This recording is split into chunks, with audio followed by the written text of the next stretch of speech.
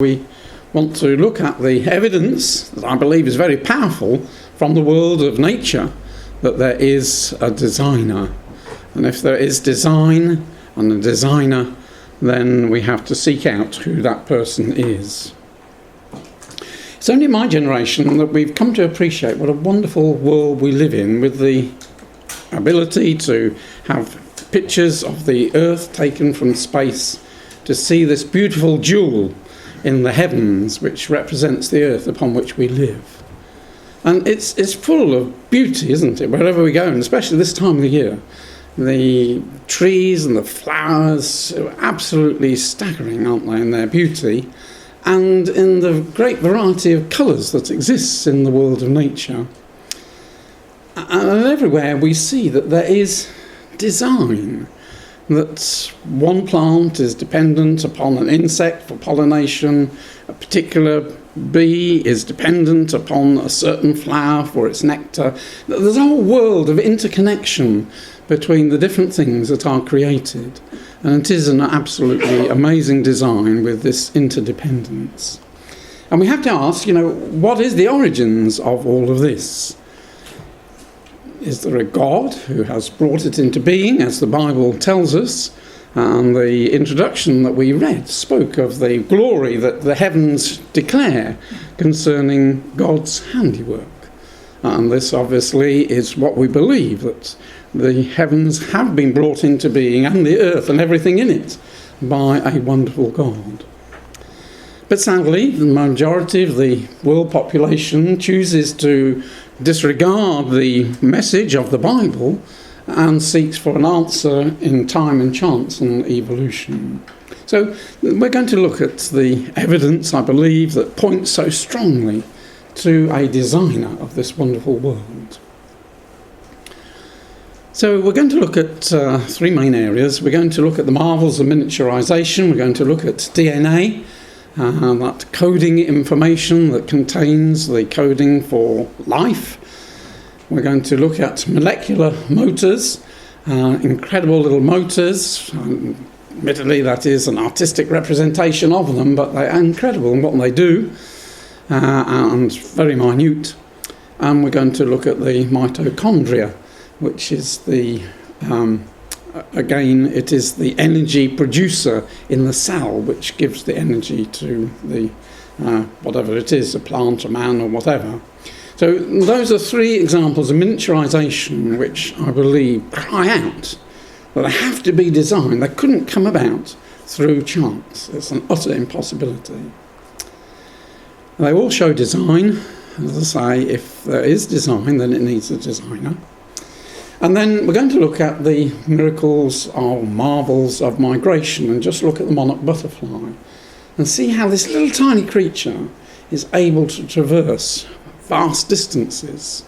And again, it cries out, this has been designed. It couldn't possibly happen by chance that it was able to navigate over vast distances.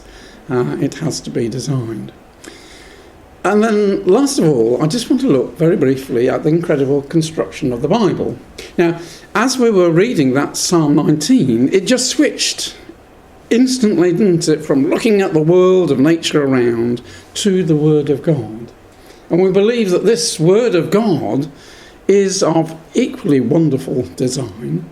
And we're just going to look at one aspect of that cries out, this couldn't be chance. This indicates that there is a God, this is his book, and therefore we should read what it has as a message. So let's have a look. And one of the things about the world of nature is that the more and more one looks at things that nature has produced, the more wonderful the design is. Whereas when one looks at man-made things, the cruder they appear. And we can take an example of that. There's a 2,000 times magnification of a pin. Now, when we look at a pin, normal size as it were, it looks very smooth and very sharp and very pointed. But magnified up, you can see just how blunt it is and how crude it is. And yet on this particular pin, there are bacteria. And those bacteria, that's at 2,000 times magnification. If we go up to 4,000, you can still see that there's nothing crude about them, that they look designed, fashioned, shaped. This is E. coli bacteria at 10,000 times magnification. And this is pneumonia at 18,000 times magnification. And you can see that there is a beauty, a colour, a shape, a design. However, we magnify them up. It conveys to us a wonderful world, say, so completely different from any man-made thing, which just gets cruder and cruder the more one magnifies it. Now, in the human body, it is estimated there are about 60 trillion cells. And we're made up of all these cells mashed together, as it were, and that comprises who we are. Now, in all those cells, in every single cell that we have in our bodies, estimated figures, 60 trillion of them, then each one of them has between 1,000 to 2,000 unique properties. So each cell has unique properties. Some cells are blood cells, some are liver cells. They all have their function and they all have their coding. Mankind, however, knows almost nothing about these cells that form the most basic elements of our existence, how their properties interact with each other and how they function. This was actually a rather tongue-in-cheek advert in the Nature magazine some years ago. But it just illustrated what I want, that we've got lots and lots of cells. And each of those cells is a wonderful factory of many different parts, many of them unique to that particular cell, that all play their role. And one has to say, how did it all come about? How could it all evolve by chance? So, numbers of cells, Nature advert had 60 trillion. Estimates vary. It's very difficult to count, isn't it? How many cells you got in your body, but estimates vary between 10 and 100 trillion. But we'll take the 60 trillion. And first of all, what we want to look at is the chromosomes, the DNA, the coding information which is in each cell.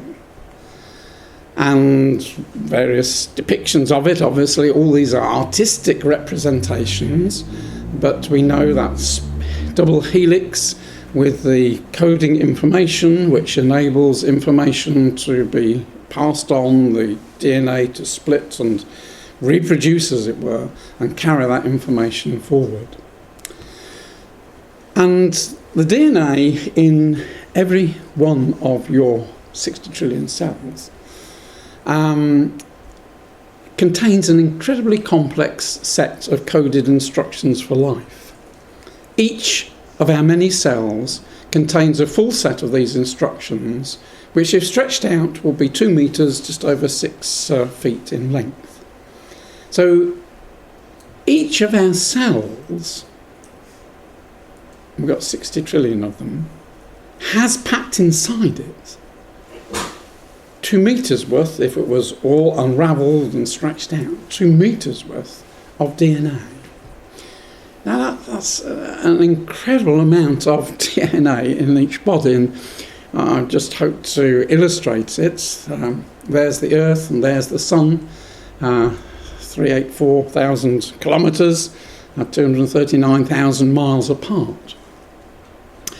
Now, if each of our 60 trillion cells has got 2 meters worth of DNA, if we just divide by 1,000 to get to kilometres, then we get to 120 million kilometres worth of DNA stored in your body.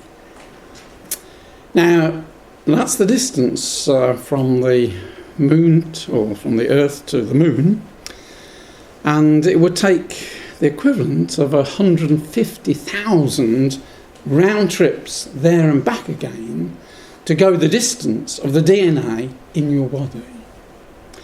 Now, the last trip to the manned trip to the moon was back in 1972, and it took them 4 days to get Apollo 17 up to the moon, And I spent some time there and then came back. But if we said, right, we're just going to the moon and back, and that's an 8-day round trip. So how long would it take to make 150,000 round trips? Well, it would be over 3,000 years. We would have to start off, if we wanted to have completed the trips backwards and forwards by now, we would have to start it off about 300 years before King David was born, and just go every 4 days up to the moon and 4 days back again, to go the distance of the DNA which is packed inside each one of us body. It's absolutely staggering. The sun obviously much further away, but again 400 round trips to be the equivalent distance.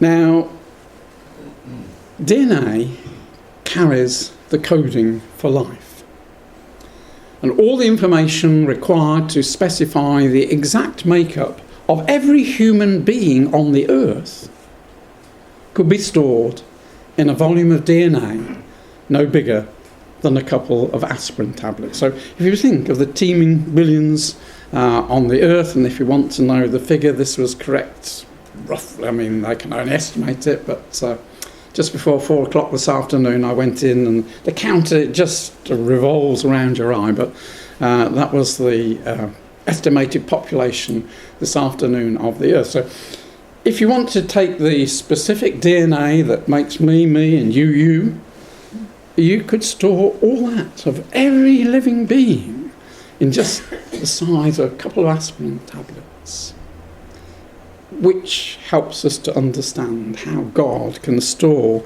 the information of all his sons and daughters who sleep in the dust, who's going to raise from the dead. DNA is the most efficient information storage system known to exist in the universe. We have all sorts of things: pen drives, hard drives, CDs, DVDs, Blu-rays, but DNA outstreaks them all. This was Nature last year. Archivists are getting worried. How can we store all the information? Think of all the videos that Stuart puts up. Well, that's just a little drop in the bucket to all that's going up around the world. And all the books, all the information, all the magazines, all the newspapers. The information that's going up every day is absolutely astronomical. And people want to be able to store it. At the moment it's stored on the World Wide Web. Thousands of computers around the world store it. But they're saying, well, you know, we're going to run out of the ability to store all this information. And they're now turning to DNA. What nature has evidently evolved in their eyes, an incredibly wonderful system of storing information in a very small space. And although it's not as fast as read-writes of hard disks and that kind of thing, its data retention, I know it's fairly small, but 100 years compared with 10-year estimate for storage on a flash memory. The amount of energy it needs is an absolute fraction of anything else, and its density is several terms higher, 10 to the 19th compared with 10 to the 16th, 10 to the 13th. And it's estimated that you'd only need a kilogram of DNA to store all the information that's floating around on the World Wide Web and in all the libraries. It is so efficient in storage. And yet there it is. Is it just chance, or has it been designed? We believe it's been designed. So the mitochondria are the power sources really of the cells. There's a couple in this artistic representation of a cell, and these are the wheels of life that produce the energy that is necessary for each cell. Again, you know, artistic representation, many complex parts, but there are within the cell walls of the mitochondria these rotating motors which spin at an amazing speed, 6,000 revolutions per minute, not per hour, 6,000 revolutions. So in 1 minute they're going round 6,000 times, spinning round. 200,000 times smaller than a pinhead, and packed within the cell. There's estimated between hundreds to thousands in each cell. Got these little whirling motors that go round. And so it's estimated that in your body you've got 10,000 million little motors spinning round. Without them you will be dead. They provide the energy that keep you alive. Until recently we knew nothing about them. And yet they are such a basic requirement for life. We couldn't live without them. And yet there they are. Millions and millions and millions in your body. An absolute brilliant design. Built up of 31 different proteins and thousands of amino acids which all have to be arranged in exactly the right order. The wheel is caused to rotate through hydrogen ions in the cell wall. And the very basic part is a bent spindle which has got a kink in it, and that kink is vital to life. So again, artistic representation, but you've got the element of the cell wall, you've got the rotor, which is caused to rotate by these hydrogen ions going between the plus and the minus, or the other way around. And the speed can vary as is needed. Now, on the top of this is 6 kind of cells which are anchored. 3 of them are alpha cells and 3 of them are beta cells, and it's the beta cells that do all the work. The alpha ones are just there for supporting. And in between this cluster is this spindle which is rotating from the rotor at the bottom, as I say, with a kink in it. And in very crude terms, what that kink does is to open and close the beta cell. So as it comes round and pushes in the back of the cell opens, takes in ADP and phosphoric acid, and then as the spindle moves, it closes. And then the next time it comes round, on the next rotation, it opens, and what comes out is ATP, which is the energy. So it's taking in raw food, and as the spindle goes round, it processes that and then spits out energy. And the more energy that's needed, if you're running a marathon, then these spindles speed up and provide that energy. Absolutely incredible miniaturization, and so elegantly designed. Everything has to be in the right place, but performing a vital function, supplying the energy to each cell as it needs it. So, as I say, every rotation of that spindle, because there are 3 beta cells, produces 3 lots of energy.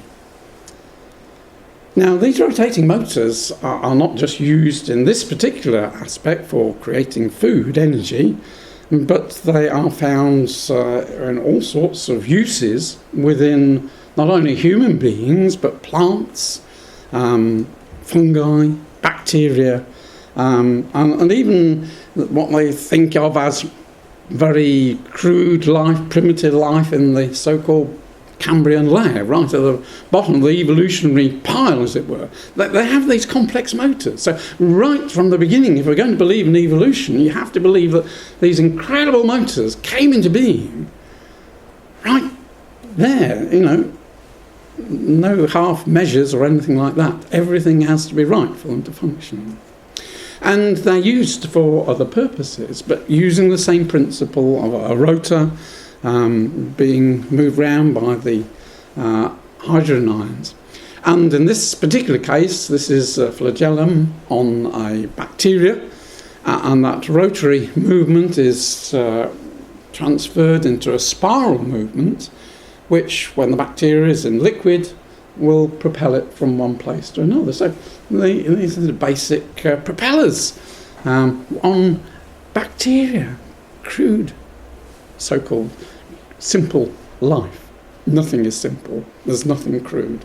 But this is how people think of bacteria. Absolutely amazing propulsion systems. Now, all the food that the cell produces within the mitochondria needs transporting to the correct part of the cell. Let's say the cell's like a big factory, and the food is being produced here, and it might be needed there, or there, or there, or there. And so there are these little tubes, microtubules. This artistic representation only has just 1, 2, 3, 4, I can just see there. There's thousands of them in each cell, going from A to B to C to D, linking everywhere up. They perform two functions. One, when a cell divides, they form the anchorage points, so that when the cell splits, then it holds the DNA and parts of the cells as they split, so that you can get two cells forming and then they can split again. So that's one function of the tubules. But the other is the transportation. And this is from the Stanford University website. I just checked it again this afternoon, it's still the same.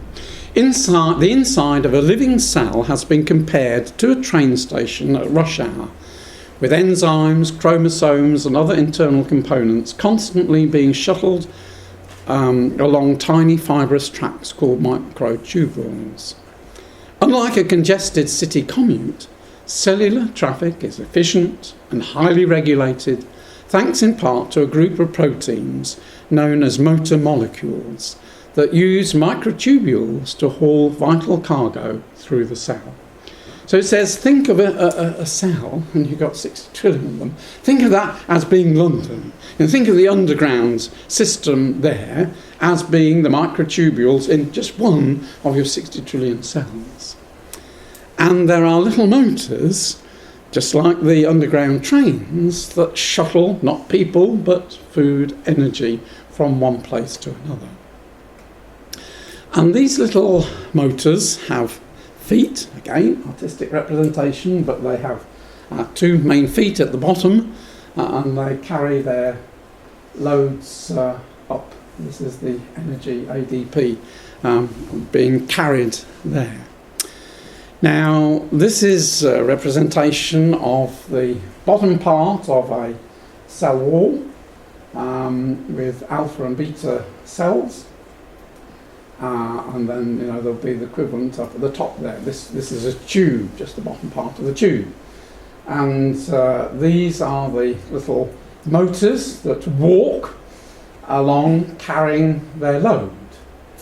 And the foot here moves, and it drops down on the next beta one there. The other one comes in a kind of sideways swing, so that the thing doesn't twist at all. And step by step, each step is 1,000th millionth of a millimetre, absolutely tiny. But then the cell is very tiny.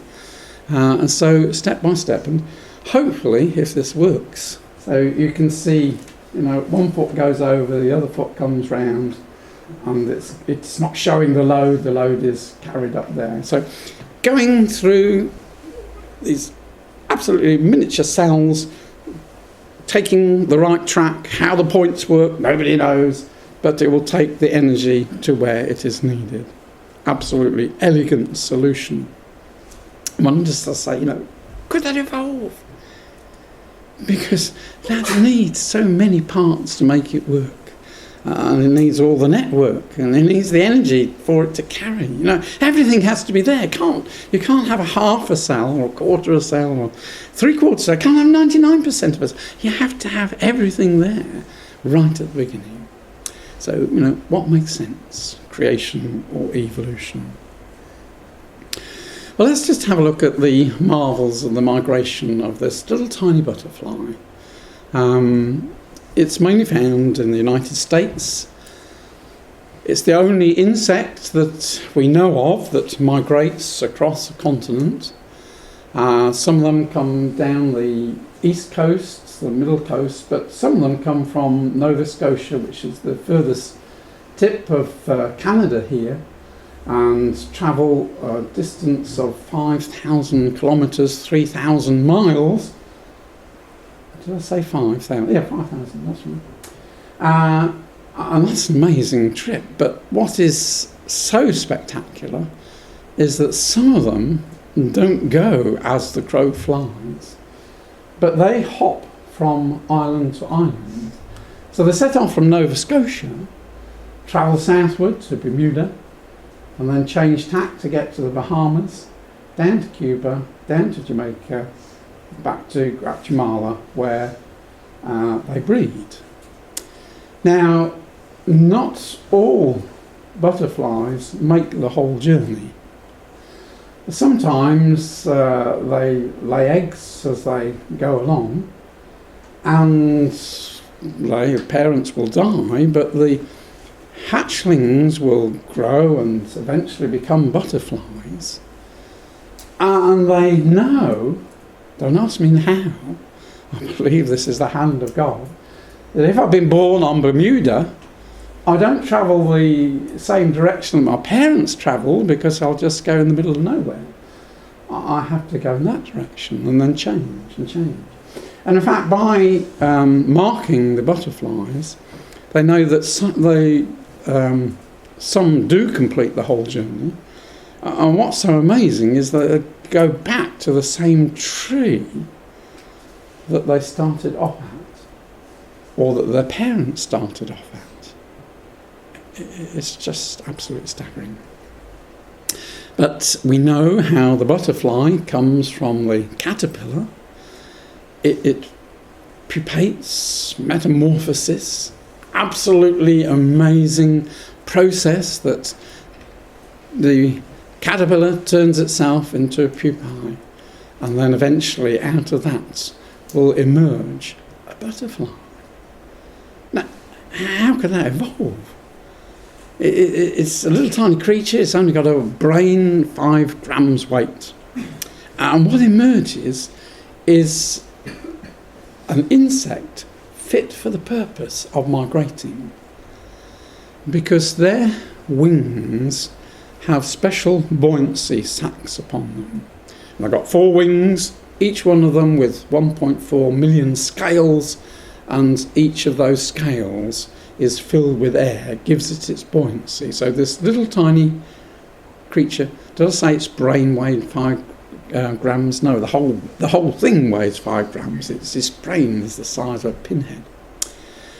But somebody who has studied the monarch migration and says, when you look at it all, I believe that only a great creator could have designed such a wonderful flying machine, which is capable of travelling such vast distances, is capable of island hopping, is capable of going back to an exact tree. Now, we would have a job to do that, wouldn't we? Bad enough trying to find the car in a car park, let alone going back to an exact tree that maybe our parents or our grandparents had started off at. Absolutely amazing. So, unless there was the hand of God in designing it, how could it learn to navigate? Especially if it hadn't made the journey beforehand. It all points to a wonderful creator. So finally, as I said, that psalm that we read just swung from the world of nature to the word of God. And I just want to look at one aspect, the incredible construction of the Bible. And those of us who read and studied and loved this Bible, we find that this book is as equally complex as the cell with all its amazing networks. It links one with another, one passage with another, and a little phrase here makes sense of a phrase there, a happening here makes sense of an event thousands of years later. But the Bible that we have is constructed of many individual books. It tells us right at the beginning that in the beginning God created, and we understand that God is the God of science, He's the God of maths, He's the God of nature. It's the same God that has made the world, has made all the laws of science, the laws of maths, the laws of nature. It all points to a great God, an orderly God. And the Bible is like the world that He's made, full of design. And so we ask, why 66 books in the Bible? Well, we have to come to a construction that was made in the time of Moses, when the children of Israel came out of Egypt. We have to go to the tabernacle to see why there are 66 books in the Bible. Now, Moses was told to construct the tabernacle according to the exact dimensions and details that God had revealed to him. We can see why. It just contained 3 major items of furniture: the lampstand, the altar of incense, the table of showbread, and behind the veil in the most holy place, the Ark of the Covenant. But what we're interested in is the lampstand. Now, it's totally dark inside this tabernacle, and it was the lampstand that gave the illumination so that the priest could work there. And it was an incredible piece of engineering, because it was made from one piece of gold. So one slab of gold weighing a talent, Holiab and Bezaleel, through hammering and shaping, formed this 7-branched candlestick lampstand. On the top were 7 lamps, on the top of the 6 sideways branches and the central stem. Now, each of the branches was made up of a stylised almond flower. In our authorised version, it talks about a bowl, a knop and a flower. The bowl is the calyx of a flower, the knop is the seed pod, and the flower is the flower. So it's based upon the almond flower, and the almond flower is very significant because it's one of the earliest to flower, beautiful white flowers, first tree to flower in Israel. And it speaks to us of the resurrection. And so God chose this almond flower, and normally we don't get seed pods, calyx and flowers together. As this illustrates, you get the calyx at the bottom, we can see it in that one there, and there's the flower. The seed pod comes after the flower has faded. But in this stylised representation of the almond tree, there were all 3 elements: a calyx, a seed pod and a flower. And each branch consisted of 3 3-part flowers. So we have, and if there are any artists here who can redraw this, making it look a bit more like I think it was, I'll be very grateful. But this is something out of a book. So there are 3 elements: the calyx, the seed pod and the flower. So that would look much better if it's down there, but it doesn't matter. 3 parts, so that's 1 flower, 2 flowers, 3 flowers, built up of 3 elements. So in each branch there are 9 elements, and there are 3 branches coming out on that side. So 3 times 9, not very difficult maths, even on a Sunday evening, is 27. So we've got 27 little elements there. There's a flower, a flower, a flower, a flower. So again, we've got 12, 39. And this side is exactly the same as that side, so another 27. So we got 27, 12, 27, which adds up to 66, which just happens to be the number of books that we have in our Bible. Those are the books of the Old Testament. If we go down to Daniel, the end of the major prophets, we've got 27 books. And then to the end of the Old Testament, we've got 12 books, 39 books in the Old Testament. And in the New Testament, we've got 27 books. So, again, we see this wonderful symmetry in the candlestick. that it pivots around the prophets. And we have the New Testament and the stem and that side representing the 39 books of the Old Testament, 27 of the New, all in one symbol. And as I say, this gave light. And so it's very appropriate for the Word of God, because this is our illumination. This is what guides us through life. This is the light that we have to walk in. Now that's our Bibles. We've got the whole completed Bible, but this was given for the benefit of the Jewish people. The Hebrew Bible contains the same books that we have, but just the Old Testament. And they don't have as many books as we do. They have the same books, but some books are grouped. So that 1 Samuel, 2 Samuel and 1 Kings and 2 Kings is regarded as one book. 1 Chronicles, 2 Chronicles, Ezra and Nehemiah are regarded as another book. And all the minor prophets, they're all there, but they're regarded as one book. So as far as the Hebrews are concerned, and in the time of Jesus, Josephus talks about the 22 books of our law, of our Bible. So they have 22 books.